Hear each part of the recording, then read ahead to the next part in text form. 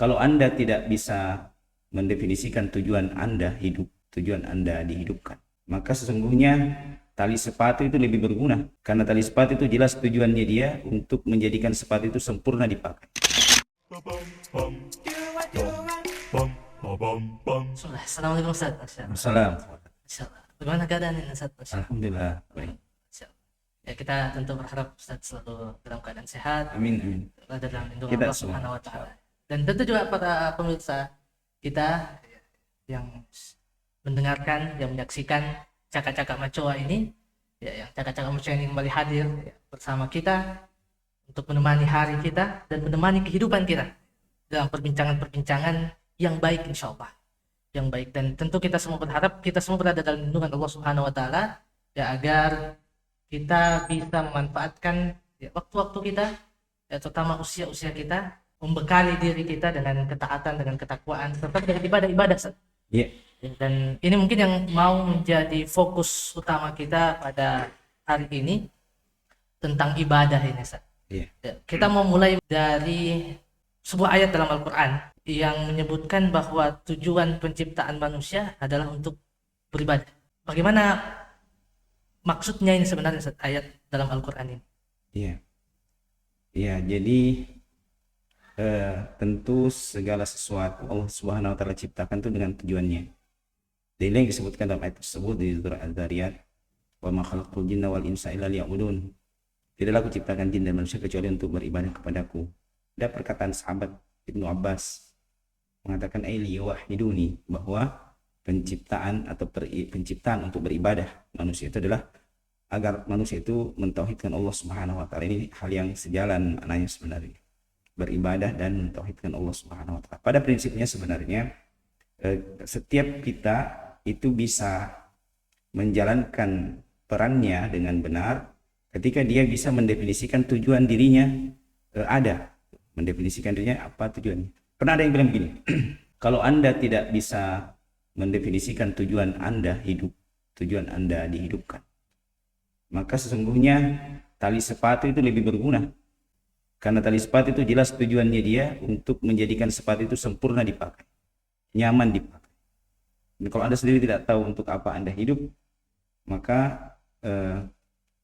apa yang menjadi orientasi dalam kehidupan itu, maka sudah tidak ada. Maka ini hal yang sebenarnya lebih memperjelas posisi kita sebagai seorang hamba di sisi Allah SWT.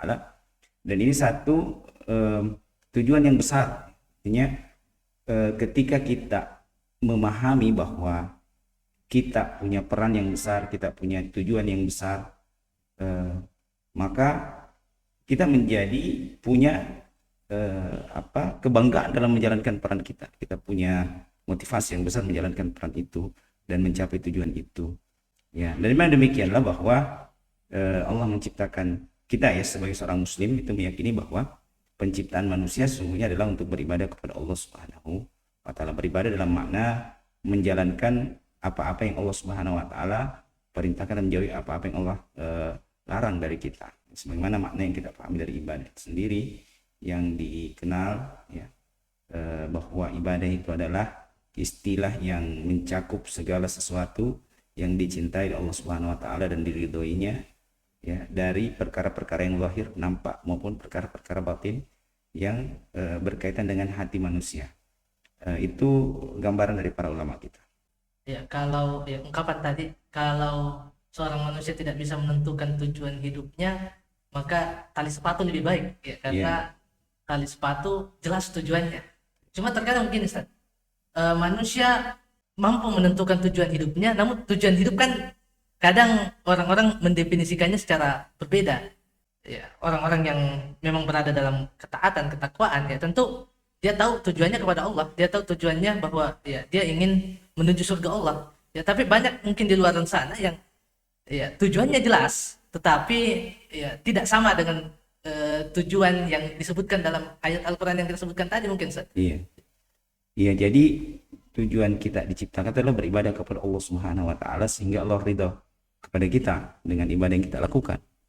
Dan nanti jika seseorang merealisasikan ibadahnya kepada Allah Subhanahu wa taala, maka Allah Subhanahu wa taala telah menyiapkan bagi orang-orang yang merealisasikan tujuan penciptaannya itu, balasan yang paling baik itu surganya, ya.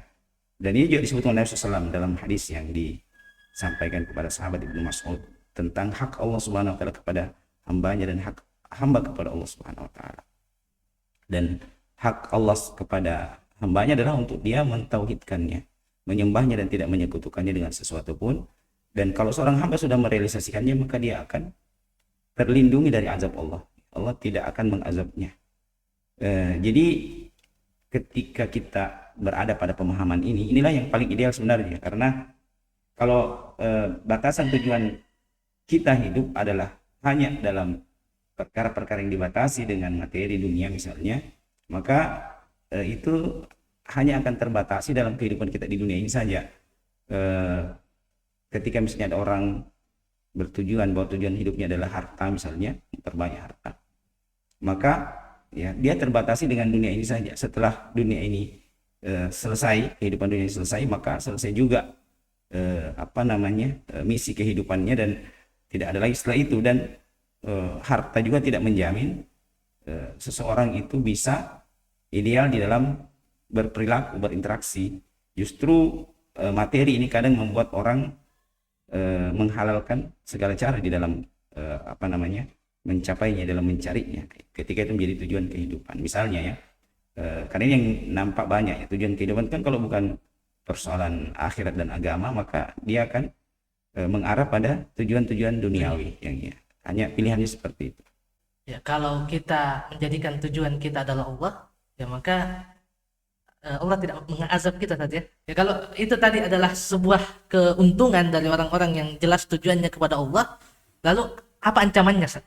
Sebenarnya kehidupan dunia ini adalah sesuatu yang menjadi nikmat bagi orang-orang yang mencari keridhaan Allah Subhanahu wa taala. Meskipun ujiannya berat, ujiannya banyak, mereka mendapatkan kenikmatan itu karena mereka senantiasa menggantungkan dirinya kepada Allah Subhanahu wa taala, sehingga mereka yakin bahwa segala sesuatu yang datang kepada mereka selama mereka taat kepada Allah Subhanahu wa taala adalah kebaikan bagi mereka.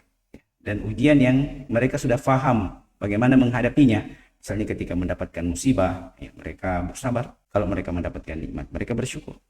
Ya, jadi bukan karena bagaimana menikmati apa yang ada, tapi menyikapi apa yang ada. Kenikmatan yang kita dapatkan dalam urusan-urusan dunia ini kenikmatan yang sifatnya sementara. Ketika kita lepas dari kenikmatan itu, maka timbul kegelisahan-kegelisahan baru ya, yang mendorong kita untuk mencari hal yang bisa mengatasinya dalam waktu yang singkat, artinya dalam waktu yang temporer begitu. Tapi kalau orang yang beribadah kepada Allah Subhanahu wa taala, mereka yakin bahwa segala sesuatu yang menimpa mereka itu adalah hal yang menjadi bagian dari ujian Allah kepada mereka, yang mereka sikapi dengan cara yang Allah Subhanahu wa taala perintahkan. Maka itulah ibadah sebenarnya. Ya, ini kita melakukan segala sesuatu yang diperintahkan oleh Allah Subhanahu wa taala, atau diberikan janji kebaikan oleh Allah Subhanahu wa taala, atau dipuji oleh Allah para pelakunya, ya. Atau Allah Subhanahu wa taala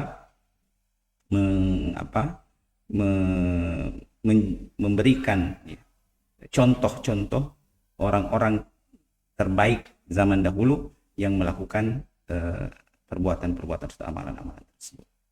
Jadi seputar itu gambarannya.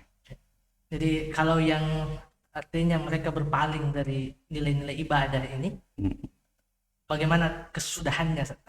Seorang muslim itu selalu berharap untuk mendapatkan petunjuk dari Allah Subhanahu wa taala, selalu berusaha untuk meniti jalan petunjuk dari Allah Subhanahu wa taala, sehingga mereka berorientasi pada apa-apa yang Allah Subhanahu wa taala cintai dan ridhoi itu tadi ya, yang diturunkan melalui wahyu Allah Subhanahu wa taala, dan bisa kita lihat di dalam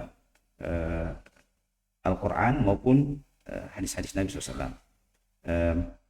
Kemudian bahwa orang-orang yang tidak meniti petunjuk Allah Subhanahu wa taala itu akan gelisah kehidupannya, akan tidak tenang kehidupannya, ya. Allah SWT dalam surat Thaha, wa man a'rada an dzikri fa inna lahu ma'isyatan danka wa nahsyuruhu yaumal qiyamati a'ma. Allah Subhanahu wa taala berfirman dalam ayat tersebut, dan barang siapa yang berpaling dari peringatan kami, petunjuk kami, maka mereka akan mendapatkan kehidupan yang sempit.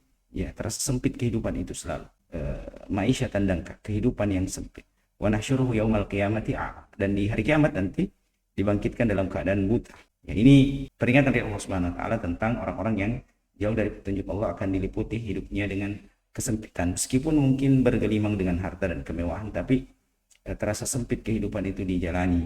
Ya, mungkin seperti itulah gambarannya. Ini yang disebutkan ada dua yang kami tangkap tadi, bahwa ya yang pertama adalah dia di dunia akan sempit hidupnya, penuh kegelisahan, ya penuh masalah mungkin, ya, dan ketika di akhirat kena azab lagi, kena azab lagi. Dan segitu pentingnya ibadah, segitu pentingnya ibadah bagi seorang muslim, terutama ya mungkin mendekatkan diri kepada Allah Subhanahu wa taala.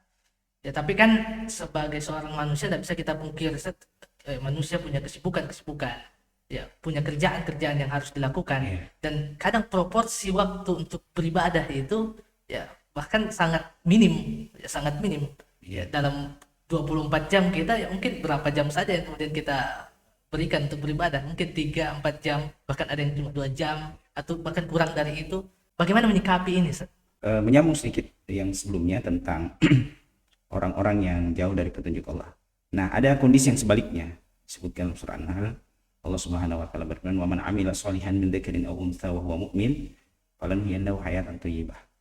Dan barang siapa yang beramal soleh, baik dia laki-laki maupun perempuan, dia dalam keadaan beriman, maka akan diberikan kehidupan baginya, kehidupan yang baik dari Allah Subhanahu wa taala. Hayatan thayyibah wa lanajziyannahum ajrahum bi ahsani ma kanu ya'malun. Akan dibalas perbuatan mereka dengan sesuatu yang lebih baik daripada apa yang telah mereka kerjakan. Nah, terkait tadi dengan kesempitan dan kegelisahan yang dirasakan oleh orang-orang yang jauh dari petunjuk Allah, tidak menjalankan apa yang Allah Subhanahu wa taala perintahkan. Ya memang demikianlah, karena Allah Subhanahu wa taala itu yang pertama yang menguasai hati manusia. Nabi SAW menggambarkan demikian, bahwa hati manusia itu ibaratnya seperti berada di antara dua jari Allah Subhanahu wa taala. Dia membolak-balikannya sesuai yang dikehendakinya. Jadi yang memiliki hati manusia adalah Allah Subhanahu wa taala.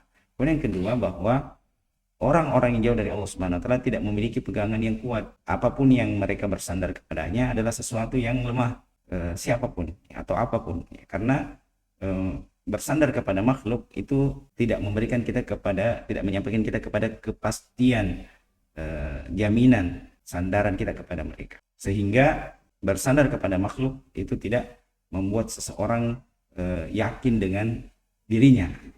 Selalu ada keraguan dan ketidakyakinan yang terus menghantui. Kemudian tadi bahwa ketika kita menganggap bahwa kehidupan kita ini ya, dan umur kita, waktu dalam sehari misalnya, itu tidak sepenuhnya dipenuhi dengan aktivitas ibadah kepada Allah Subhanahu wa taala yang sifatnya khusus, ya sifatnya makna. Memang demikian, karena memang Allah Subhanahu wa taala memberikan kita ibadah yang diwajibkan itu tidak sebanyak dengan waktu yang kita miliki, ya. Misalnya dalam sehari apa yang wajib bagi kita untuk kita tunaikan, ya misalnya sholat. Kemudian apalagi setelah itu, selain sholat, ya kalau orang berpuasa misalnya, sholat itu sehari misalnya 5 kali dia harus tunaikan. Dia melaksanakannya mungkin 15 menit, ya. Atau kalau misalnya lebih lama lagi dengan persiapannya mungkin setengah jam. Kalau dikali 5 berarti 2,5 jam saja, sementara waktunya 24 jam. Ya mungkin 1/10 dari waktunya. Kalau ibadah puasa misalnya yang diwajibkan juga, itu sebulan dari 12 bulan yang ada. Jadi proporsinya memang sangat sedikit. Nah, sisa waktu itu adalah memang untuk memenuhi hajat kehidupan kita. Ya, kita memang butuh waktu untuk memenuhi, kita perlu tidur misalnya, kita perlu mencari nafkah misalnya. Nah, itu semuanya adalah hal yang harus kita lakukan sebagai seorang manusia. Akan tetapi sesungguhnya apa yang kita lakukan selain daripada ibadah-ibadah yang dikhususkan itu juga bisa bernilai ibadah insya Allah Subhanahu wa taala, karena Nabi SAW juga mencontohkan hal yang demikian. Beliau tidak hanya menjalankan ibadah-ibadah yang sifatnya wajib saja dan khusus saja, beliau melakukan ibadah-ibadah yang sunnah dan ibadah-ibadah yang sifatnya sosial, dan bahkan aktivitas-aktivitas selain daripada ibadah yang sifatnya khusus itu, atau kewajiban-kewajiban yang khusus itu, beliau jadikan itu bagian dari ibadah kepada Allah Subhanahu wa taala. Ada hadis Nabi SAW yang menggambarkan itu, bahwa beberapa sahabat itu datang kepada Nabi SAW, bertanya kepada beliau dan mengatakan, ja'a ahlud dusuri bil ujur, wahai Rasulullah, orang-orang yang kaya itu sudah memiliki pahala yang banyak, ya, datang dengan pahala yang banyak, yusalluna kama nusalli wa yasumuna kama nasum wa yatasaddaquna bifuduli amwalihim, ya, bifuduli amwalihim. Mereka sholat sebagaimana kami sholat juga, ya, artinya kami sholat, mereka juga sholat, kami puasa, mereka juga puasa, tapi mereka punya kelebihan bahwa mereka bersedekah, berinfak, dan kami tidak bisa bersedekah sebagaimana mereka karena kami tidak memiliki harta yang sama dengan mereka. Ya, maka Nabi mengatakan, awalaysa karja'alallahu lakum ma tasaddaqun, bukankah Allah telah menjadikan bagi kalian sesuatu yang kalian bisa bersedekah dengannya tanpa harus memiliki harta yang banyak sebagaimana mereka. Nah, kemudian mengajarkan bahwasanya sungguhnya setiap ucapan tahlil, tasbih, tahlil, tahmid, takbir itu adalah sedekah. Dan bahkan di dalam penjelasan Nabi menggambarkan bahwa kalian membantu saudara kalian untuk naik ke atas kendaraannya, membantu mengangkat barangnya ke atas kendaraannya, itu juga sedekah. Bahkan dalam lebih daripada itu kan Nabi SAW, wa fi bud'i ahadikum sadaqah, kalian melakukan hubungan suami istri dengan pasangan yang sah, itu juga sedekah. Kita bisa melihat bahwa aktivitas keseharian kita itu bisa bernilai pahala di sisi Allah Subhanahu wa taala. Kita misalnya berjalan ke masjid, ya, kullu khutwatin tamshiha ila salat sedekah. Setiap langkah yang kau langkahkan ke masjid itu sedekah. Iya. Juga Nabi SAW misalnya memberikan ilustrasi bahwa seseorang yang mengumpulkan kayu bakar kemudian dia menjualnya, dia mendapatkan nafkah darinya, itu lebih baik daripada orang yang meminta-minta. Mengamalkan apa yang Rasulullah anjurkan itu sudah menjadi ibadah. Hanya saja kadang memang orientasi kita, tendensi kita dalam mengamalkan satu urusan itu tidak meniatkannya sebagai satu ibadah. Nah, itu permasalahannya. Karena bisa jadi ada amalannya, ada perbuatan yang asalnya dia bertujuan untuk memenuhi hajat kita, ya, dalam urusan-urusan keseharian kita, urusan dunia keseharian kita, tapi dia bisa bernilai ibadah di sisi Allah Subhanahu wa taala, tergantung kita mengorientasikan niat kita di dalam mengamalkannya. Misal ada orang yang sementara tidur, ya, sebagaimana salah seorang sahabat pernah menggambarkan demikian, kalau salah Ibnu Mas'ud. Beliau mengatakan, saya meniatkan atau saya berharap dari tidur siang yang saya lakukan itu pahala dari Allah Subhanahu wa taala sebagaimana saya berharap pahala ketika saya melaksanakan sholat lail. Nah, ini kan tidur siang, ya, dengan pahalanya dia niatkan sama dengan ketika dia mengamalkan sholat lail. Pada sholat lail itu kan amalan yang sangat besar keutamaannya, ya. Masa tidur siang, ya, ini menunaikan hajat kita, itu diniatkan berpahala seperti sesuatu yang kita memang menyengaja melakukannya dengan mungkin usaha yang lebih, ya, sama dengan apa yang kita lakukan dan tidur siang. Kenapa? Karena kata beliau, saya tidur siang karena saya berharap bahwa tidur siang saya itu menguatkan saya untuk melaksanakan sholat lail nantinya. Ya, jadi ketika orientasi seseorang itu ibadah kepada Allah Subhanahu wa taala, maka dia akan berusaha membangun niatnya, membangun tendensi-tendensi amalannya itu berorientasi ibadah kepada Allah Subhanahu wa taala. Ya, misalnya keseharian kita ini adalah orang-orang yang diperintahkan untuk berbuat jujur misalnya, dan kita memperhatikan kejujuran kita itu di dalam misalnya berdagang, maka bernilai ibadah kepada Allah. Berdagang dengan cara yang jujur itu bernilai pahala. Nabi SAW memberikan gambaran tentang beberapa jenis infak dalam salah satu hadis itu. Beliau mengatakan infak yang dibelanjakan kepada orang miskin, infak dibelanjakan di jalan Allah, kemudian infak yang diberikan kepada anggota keluarga, maka anggota keluarga yang menjadi tanggungan kita, maka yang paling utama adalah memberikan kepada anggota keluarga. Nah, bagaimana kita bisa memenuhi itu kalau kita tidak punya sumber pendapatan? Nah, sekarang ketika kita mencari pendapatan misalnya dengan bekerja sehari-hari, kemudian kita niatkan agar kita bisa memberikan infak sebagaimana Rasulullah berikan petunjuk itu, ya, maka itu bisa bernilai ibadah. Ya, jadi pekerjaan kita sendiri itu bisa bernilai ibadah, insyaallah. Berarti ibadah itu tidak terbatas hanya perkara yang, ya, mungkin kita sebut saja perkara ritual, ya, tidak terbatas pada perkara-perkara ritual saja, ya, atau mungkin, ya, yang ada di rukun Islam saja yang seperti puasa, sholat, zakat, haji, Ya, tapi semua lini kehidupan kita bisa bernilai ibadah, Masya Allah. Ya, betul seperti itu. Masya Allah. Makanya kita bisa melihat keluasan makna tadi, ayat yang pertama kali kita sampaikan, Iya. bahwa Allah tidak menciptakan jin dan manusia kecuali untuk beribadah kepadanya. Maka kalau kita membatasi bahwa ibadah itu hanya persoalan ritual saja, ibadah mahdah, ibadah yang khusus, maka tidak akan masuk pada persoalan ini, ya, persoalan tujuan penciptaan kita itu, ya. Misalnya ketika kita bekerja, ketika kita misalnya melakukan aktivitas keseharian kita, ya, justru itu kadang yang lebih banyak porsinya daripada ibadah-ibadah yang mahdah. Iya. Padahal di dalam ayat tersebut, ya, disebutkan bahwa tidaklah diciptakan jin dan manusia kecuali untuk beribadah kepada Allah Subhanahu wa taala. Sementara aktivitas manusia lebih banyak kelihatannya pada persoalan-persoalan memenuhi hajat pribadi mereka. Nah, seharusnya kalau kita kompromikan dua kondisi itu, realitas dengan naskah ayat itu, maka kita bisa melihat bahwa ya sesungguhnya semua aktivitas kita, baik itu yang berupa ibadah yang khusus maupun hal-hal yang berkaitan dengan pemenuhan hajat kehidupan kita, sesungguhnya itu harusnya berorientasi ibadah kepada Allah Subhanahu wa taala. Karena penciptaan manusia untuk beribadah kepada Allah Subhanahu wa taala. Penjelasan tadi bahwa aktivitas-aktivitas keseharian kita bisa bernilai ibadah tergantung orientasi kita dalam melakukannya dan tendensi atau niat kita dalam melakukannya, maka itu sudah bisa sejalan. Tapi ini yang banyak salah kaprah ya di tengah masyarakat, Ustaz, kalau kita menyebut ya, karena Islam memang agama ibadah. Ya, tapi menjadi pengertian Islam agama ibadah itu menjadi sesempit itu, Ustaz, bahwa Ya. Islam hanya mengatur perkara ritual saja. Ya, Islam mengatur sholat saja. Adapun hidup saya. Ya, saya lakukan ya sesuai kemauan saya. Ya, ternyata ya semua sudah ada panduannya. Iya, iya, karena Nabi SAW itu tidak meninggalkan kita kecuali dengan semua tuntunan yang memang kita butuhkan dalam kehidupan kita. Hal yang sangat penting sebenarnya apa yang disampaikan Nabi SAW tentang niatnya. Nabi SAW mengatakan innamal a'malu binniyat. Sesungguhnya setiap amalan itu tergantung niatnya. Nah, ini kan bisa mengkompromikan tadi pemahaman bahwa ibadah itu tidak terbatasi hanya pada ritual-ritual khusus. Ya. Sholat misalnya, puasa misalnya. Tidak, ya, karena Nabi SAW memberikan keluasan makna itu di dalam hadis tadi, hadis tentang semuanya amalan itu tergantung pada niatnya. Makanya sebagian ulama memberikan makna pada hadis ini yang lebih luas, ya, bahwa niat seseorang itu perlu untuk dia tegaskan untuk beberapa hal. Yang pertama adalah membedakan antara satu ibadah dengan ibadah yang lainnya. Misalnya kita sholat di waktu subuh 2 rakaat, dia bisa bermakna atau dia bisa bernilai sholat wajib kalau kita niatkan sholat wajib. Dia bernilai sholat sunat kalau kita niatkan sholat sunat. Tergantung niatnya. Jadi misalnya sudah selesai azan, kita masuk ke masjid, ya, dan sudah masuk waktu subuh, kita sholat 2 rakaat.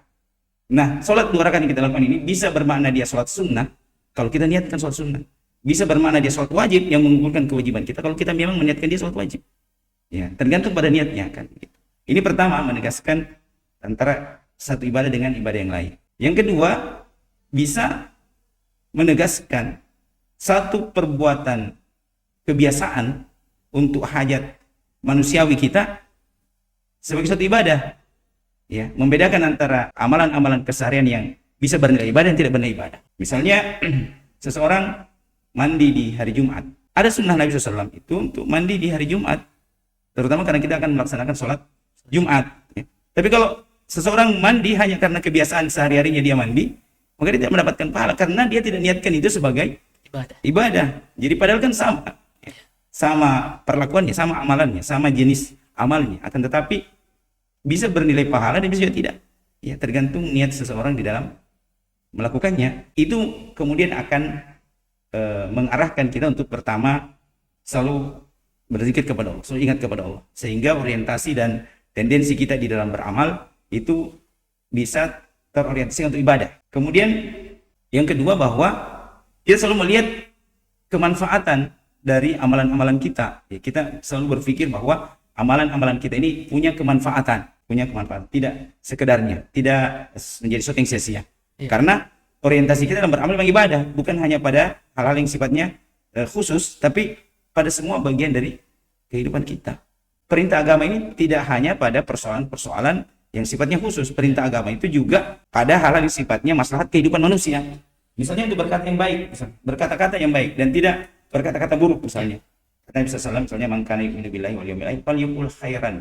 Siapa yang beriman kepada Allah dan hari akhir, maka hendaknya dia berkata dengan kata-kata yang baik atau diam, maka berbicaranya seseorang dengan temannya misalnya, kemudian dia mengamalkan hadis Nabi untuk berkata-kata yang baik, maka itu ibadah. Meskipun sekedar ngobrol, Ya. ya. Tapi dia ngobrolnya perkara yang baik, kata-katanya kata-kata yang baik, yang tidak merusak kehormatan orang lain misalnya, tidak menggibah, ya maka tidak masalah. Itu menjadi satu ibadah ketika dia berkata-kata dengan kata-kata yang baik, mengarahkan kata-katanya kepada kata-kata. Atau bahkan kalau diam pun sekalipun dia diam, dia beribadah kepada Allah, karena Nabi selalu mengatakan hendaknya diam. Kalau Ya. nggak bisa kata-kata Kalau yang mereka baik. kata-kata yang baik, nah, kalau misalnya mereka terarahkan untuk berkata-kata yang buruk kemudian dia diamnya dia Ya. menjadi ibadah karena kan dia mengikuti Nabi. Sementara Allah memerintahkan wa ma atakumur rasulu fakhuduhu, apa yang Allah berikan kepada kalian terimalah.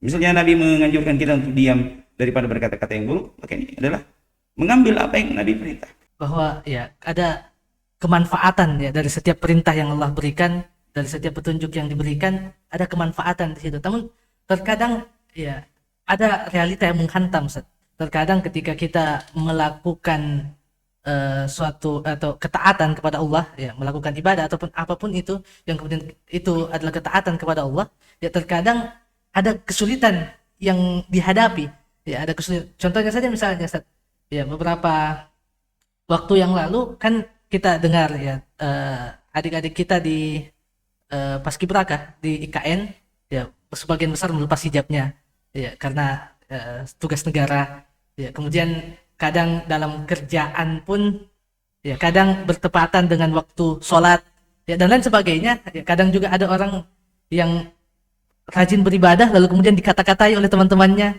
ya, ini kan menimbulkan ya masalah dalam hatinya ya, kemudian menimbulkan cobaan-cobaan dalam dirinya. Nah, ini bagaimana ini sebenarnya, Ustaz? Iya, jadi perlu kita melihat tentang bagaimana status dari ibadah-ibadah yang kita lakukan sebenarnya. Jadi perlu lihat statusnya.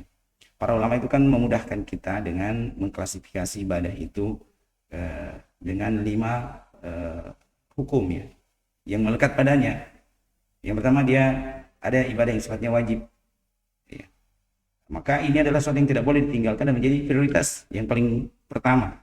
Jadi kalau misalnya ketemu antara dua keadaan misalnya, ya, yang wajib dengan yang sunnah, yang wajib dengan yang mubah misalnya, maka yang diprioritaskan untuk dilakukan adalah yang wajib.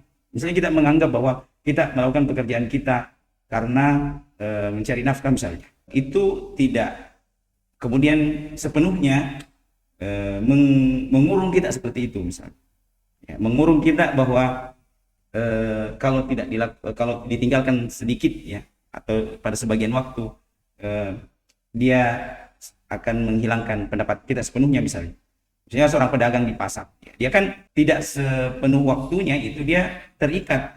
Dia biasa saja berpindah dari pekerjaannya itu untuk sesaat kemudian kembali lagi. Prioritasnya tentu kalau ketemu dengan perkara yang wajib, maka dia harus mengerjakan yang wajib. Misalnya tiba waktu sholat, dia harus sholat. Ya, karena pekerjaannya itu tidak sepenuhnya atau tidak secara mutlak mengikat dia harus dalam keadaan yang sama, kan begitu. Maka dia harus mendahulukan yang wajib. Demikian pula misalnya ketika bertemu dengan yang haram misalnya, sesuatu yang haram dengan sesuatu yang kita anggap punya kemanfaatan, maka kita tinggalkan kemanfaatannya karena keharaman yang ada di dalamnya. Ya, misalnya kita menganggap paskibraka itu suatu kemanfaatan, tapi dia ketemu dengan urusan yang diharamkan, misalnya dengan melepas hijab, ya maka selama tidak ada kondisi yang memaksa, maka dan itu semua adalah pilihan kita, maka kita harus mendahulukan untuk meninggalkan perkara yang diharamkan itu. Jadi para ulama telah memberikan kita patronnya ya, tentang bagaimana kita melihat hukum-hukum pada segala sesuatu itu, ya, hukumnya wajib kah, hukumnya sunnah kah, hukumnya mubah kah, makruh kah, atau haram ya. Jadi di atas hukum-hukum tersebut, status hukum tersebut itu kita membuat prioritas di dalam mengambil keputusan dan melakukan satu tindakan. Ini kan kalau kita diperhadapkan ya dengan perkara-perkara seperti tadi misalnya ya, dan itu kadang kan iman itu kendor juga ya, apalagi ya, mungkin di kebanyakan masyarakat kita ya ketika diperhadapkan dengan masalah ekonomi dan lain sebagainya ya, iman itu kendor juga dan dia menurunkan semangat beribadah ya, malas dalam beribadah ya, bahkan sampai down sedown-downnya ya, sampai kemudian meninggalkan ibadah itu sepenuhnya ya. Ini ada tidak ya tips ya dari Ustaz mungkin agar ya kita bisa menjaga kualitas ibadah itu, atau kalau yang down sekali yang sampai sudah meninggalkan, apa langkah-langkah untuk mengobatinya, Ustaz? Yang pertama bahwa kehidupan kita ini adalah orientasinya ibadah kepada Allah. Kita diciptakan untuk beribadah kepada Allah Subhanahu wa taala. Maka itu yang harus kita pegang pertama. Ya. Bukan sekedar untuk memenuhi kesenangan kita atau kepuasan kita di dunia ini. Ya. Bukan itu menjadi tujuan kehidupan kita sesungguhnya, sejatinya.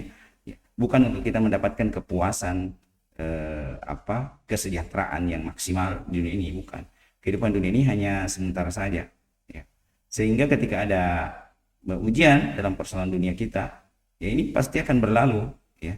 Adapun dampak dari kita meninggalkan ibadah itu lebih panjang, karena dia akan kita dapatkan pada kehidupan akhirat. Ini dalam keyakinan kita ya sebagai seorang muslim, bahwa kehidupan akhirat itu lebih kekal ya daripada kehidupan dunia. Kehidupan dunia ini akan berhenti.